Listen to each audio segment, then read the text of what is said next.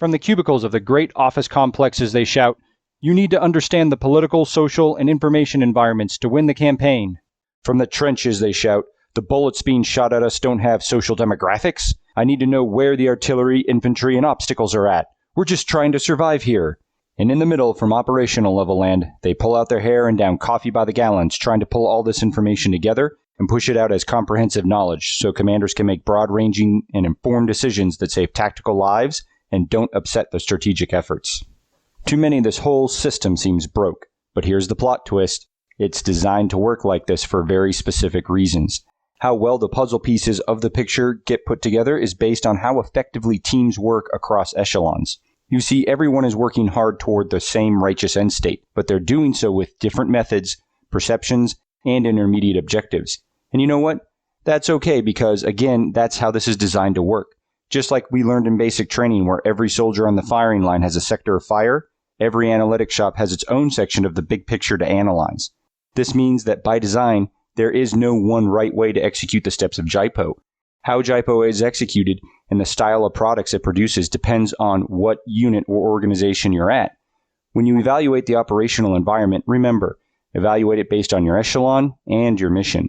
Remember to stay trapped, tailored, relevant, accurate, predictive, and timely.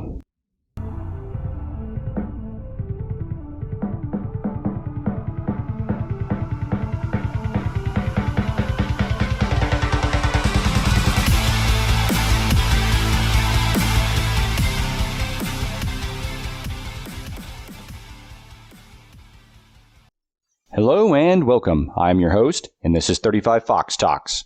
As always, if you like what we're doing here, hit the subscribe button to know when new content is available. In this episode, we're going to walk you through how Great Power Competition, the competition continuum, and Joint All-Domain Operations set up the intelligence community to evaluate the operational environment from a different lens at each echelon.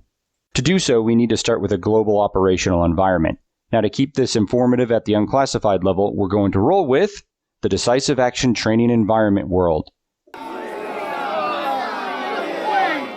Now I hear you that we've exercised date to sometimes an annoying level, and in many circumstances, it has seemed unrealistic. However, we are going with it here because, 1, it is a completely unclassified training environment which allows us to have full and open conversations about problem sets without risk of causing a strategic incident by talking about a nation's sensitive topics, or unintentionally discussing confidential information on a national security problem set. 2, there's a lot of unclassified support material in this fairly mature set of scenarios we can pull from. And for those of us putting 35 Fox Talks together in our free time, that's gold. 3, in regards to weapon systems and tactics, the adversaries in date use real-world stuff, so we can talk at length about the real-world equipment and tactics. 4, in a lot of training events, the full breadth of date is not on display. Whereas in this channel, we're going to go the distance. Going back to Date World, we can see that there are 3 great powers. Well, who's they? What the hell is great power? Well, that's a great question, so let's cover that. Now, if you do a quick YouTube search for Great Power Competition, you'll come up with a nauseating number of hour-plus-long videos that drone on and on about the details of great power, all laced in academic jargon. But if you listen to this USA JFK SWIC video, from time mark 1 minute 10 seconds to 5 minutes 31 seconds, Major Ferenzi lays out Great Power Competition in beautifully short and simplistic terms. Go ahead and click the link. I'll wait for you to watch it. Welcome back. If you chose not to watch it, I'll paraphrase. Great powers are nations that can individually challenge and change international norms and processes by projecting their power far beyond their borders. They have enough power to alter the world without allies. Great Power Competition is one or many of these nations working to gain an advantage on each other. Harkening back to our last video on what is an OE, analysts should quickly understand that Great Power Competition has always existed and is a normal condition of international affairs. The concern for the US and allies is what happens when a fellow great power seeks to gain a significant advantage on the world stage via malign activity. This can lead to adversarial competition resulting in so-called low-intensity or proxy conflicts like the Vietnam War or the Soviet Union-Afghan War, or elevate to a great power war, the last of which was World War II. Now, great powers these days know that up-the-gut mano-a-mano confrontation will yield one of 2 results. One great power will have to back down and lose world status early in the conflict, or the conflict will quickly expand into World War III, and one of the great powers will absolutely crush the other, but at an extreme cost to their own people, infrastructure, and resources. Therefore, great powers have historically chosen, and to this day still, typically operate in the so-called gray zone of competition. What is gray zone competition, you ask? Well, put simply, it is a new term for the same old story of nations competing against the elements of power of another nation, using tactics that fall short of conventional warfare. Put into academic speak, gray zone activity is the way actors help achieve national objectives within a larger strategic environment while carefully remaining below clear thresholds of a large-scale military response. To reinforce these concepts and help clear them up, let's consult the Oracle of Doctrine. Oops, there seems to be no doctrine. But there is Joint Doctrine Notification 1-19, Competition Continuum, which is a promissory note outlining what future doctrine will tell us. So let's look in there. Highlighting key concepts, it says, the competition continuum describes a world of enduring competition conducted through a mixture of cooperation, competition below armed conflict, and armed conflict. Alright, so here's key concept number 1. Great power competition is full-blown peace, full-blown war, and everything in between. JDN 1-19 continues, rather than a world either at peace or at war, the competition continuum describes a world of enduring competition conducted through a mixture of cooperation, competition below armed conflict, and armed conflict. There is key concept number 2. Gray zone competition is the competition space between all-out peace and all-out war. There is also key concept number 3. The gray zone of competition is subdivided into cooperation, competition below armed conflict, we will call that adversarial competition, and armed conflict, or proxy wars. JDN 1-19 continues, competition below armed conflict tends to occur over extended periods of time. In comparison to armed conflict, actions are often more indirect and the expenditure of resources less intense, thus allowing for a more protracted effort. As an inherently constrained and measured approach, it is not generally used by competitors requiring quick results. For the joint force to successfully campaign through competition below armed conflict, it should adopt a similar long-term approach, but one supple enough to react to rapid changes in the political, diplomatic, and strategic environment. And there is key concept number 4. Great power competition is a long, slow effort that has little to do with militaries jostling around against each other every single day. Militaries are but an instrument in a nation's toolbox. JDN 1-19 for our purposes today finishes with, deterrence applies across the competition continuum, though in different fashions according to the situation. With an armed conflict, there are many aspects to deterrence. The joint force seeks to deter a conventional attack against a partner or an ally, but even if that occurs, it is still possible to deter the attacker from expanding the war geographically or from using certain forms of weapons. Deterrence in competition below armed conflict is similarly nuanced and perhaps harder to judge. As with armed conflict, the joint force can deter future actions in competition below armed conflict by effectively responding to current challenges. There is our final key concept on this topic. The military instrument of national power is used as a deterrence measure in the majority of foreseen circumstances. Via our strength, we are used to dissuade adversaries from starting violent acts or continuing violent acts. Alright, getting back on topic, we have 3 great powers in date, the US, Denovia, and Alvana. These countries are colored red.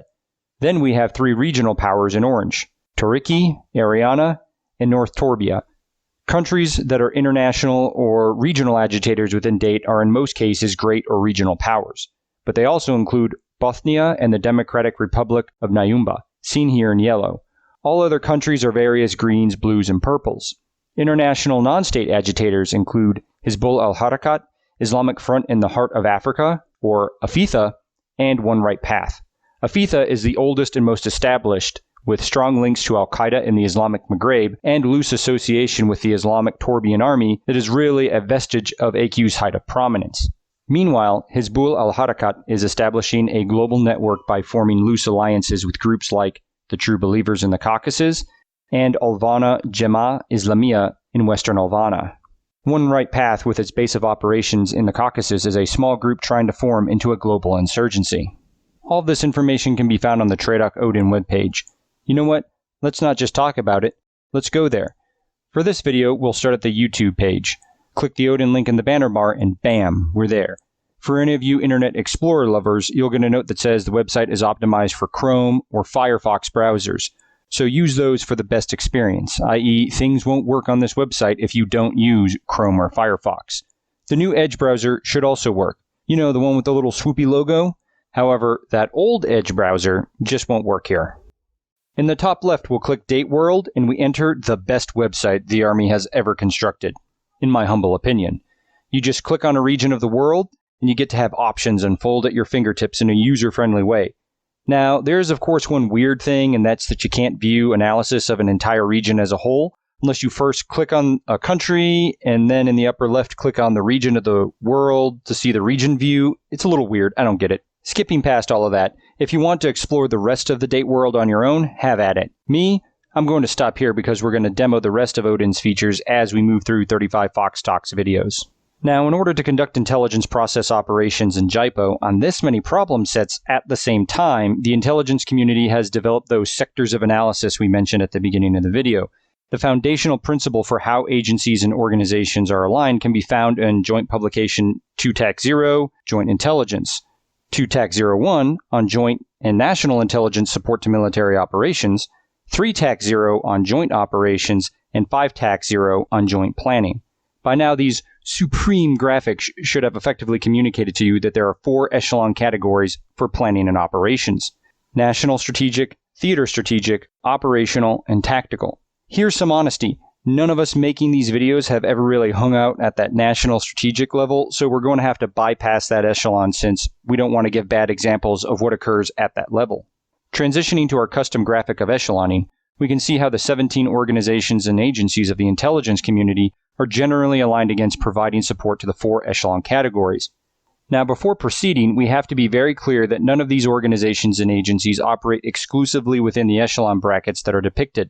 A good many of these organizations and agencies have teams that support elements at each echelon category. However, we are showing them within the bounds that they are broadly given within published documentation.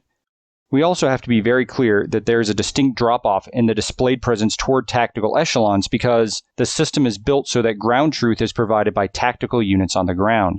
As you can see from the triangles of visualization integration, the greatest volume of data exists at the strategic and tactical levels. It is incumbent on those 2 echelons to share their data vertically across echelons so that, 1, they both have the data, but perhaps more importantly, 2, so that the operational echelon formations can invest their capabilities and resources into making that shared understanding sweet spot. Now, we acknowledge that in reality, when this all comes together, it's more like that awkward mingling of your family during the holidays. But hey, we're here because we are family. We're going to judge our family hardcore, but Lord, help the outsider who tries to make fun of anyone in my family. Back on topic, in order to close the loop on this conversation of echelon categories and zones of organizational focus, we have to bring in JADO/JADC4ISR. Harkening back to our last video on what is an OE, we said that what typically changes in OEs at the macro level is how intertwined PMECPT, METTC, A-scope variables are, and how we in the military believe we have to deal with them. Well, the DoD has determined that we will deal with this rapidly evolving world by joint all-domain operations. Many of you will ask, what happened to multi-domain operations? The answer is MDO is in the process of evolving into JADO as the services form the collaborative bedrock that future warfare demands. What JADO will demand of the intelligence community is that we maintain persistent awareness of all OE variables throughout every domain of operation the adversary can conceive. We must change from a service component structure, Army, Navy, Air Force, Marines, to a joint force structure in order to maximize OE understanding, force readiness, and our deterrence capability, while minimizing the likelihood for the type of miscalculation that can lead to large-scale conflict. This brings us back around to what JADO will demand of the 17 agencies and organizations of the intelligence community. Those agencies and organizations seen at the national strategic level need to tailor their products to our national command authorities. That's the President, National Security Council, Congress, etc., while setting foundational intelligence information for theater commanders and staffs to understand their role and what the national strategic interests are. Intelligence organizations at the theater strategic level will work appropriately to build on this national framework so that they deliver tailored and relevant information to forces flowing into theater and to commanders who are interfacing with nations across these areas of operation. These strategic agencies and organizations are setting and maintaining the foundations of what we will need to know in the event of hostilities or in the event DoD needs to support relief efforts of humanitarian crises. Remember, they are also tirelessly working to inform senior leaders of how we can avoid conflicts. Traditionally, this meant that information relevant and timely to operational level and tactical level leaders didn't materialize till that echelon got into theater to do the work and start the collaboration process. Hence, traditionally, our triangles of visualization petered out at the operational level because agencies and organizations had, and still have, very important customers that need to understand the strategic nature of global dynamics. JADO aims to change this by ensuring the force as a whole is constantly communicating. Analysts at the operational and tactical level are to become part of this steady state of readiness and awareness instead of the old ways of learn the problem when you arrive in country.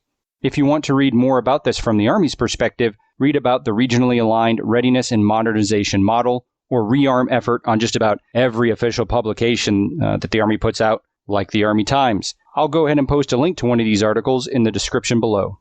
If anyone has started to get lost here, don't worry. We've just shoved 20 plus years of knowledge and experience into 15 minutes. With every episode, we're going to reinforce these concepts, and we're going to expand on them with examples and vignettes. For now, let's recap the big rocks of key concepts. But before we do, if you have any ideas or suggestions for how we can improve 35 Fox Talks, or want to be a part of the creative team, contact us via the Millbook page. The key concepts from this video are: 1. The competition environment is nothing new and normal to international affairs. 2. The spectrum of competition environment is all-out peace, all-out war, and everything in between. 3. Great power competition is nations who can project their influence across the world, competing with each other to gain moments of advantage over each other. 4. Gray zone competition is the competition space between all-out peace and all-out war. 5. The gray zone of competition is subdivided into cooperation, competition below armed conflict, again adversarial competition, and armed conflict via proxy wars. 6.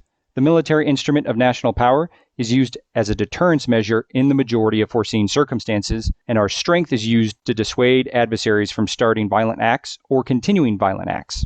7. There are 4 categories of echelons: national strategic, theater strategic, operational, and tactical. 8. JADO is the developing doctrine that will bring G2, S2 shops, agencies, and organizations closer together in readiness, awareness, and collaboration. 9. Intelligence shops have sectors of analysis because issues are vast and complex. They must work together to form a cohesive intelligence picture that is then made trapped to their formation by that formation's G2-S2. In our next episode, we will enter the Thunderdome as a crisis develops around southern Denovia. We will start at the theater strategic level and over multiple episodes drill down through the operational and tactical echelons.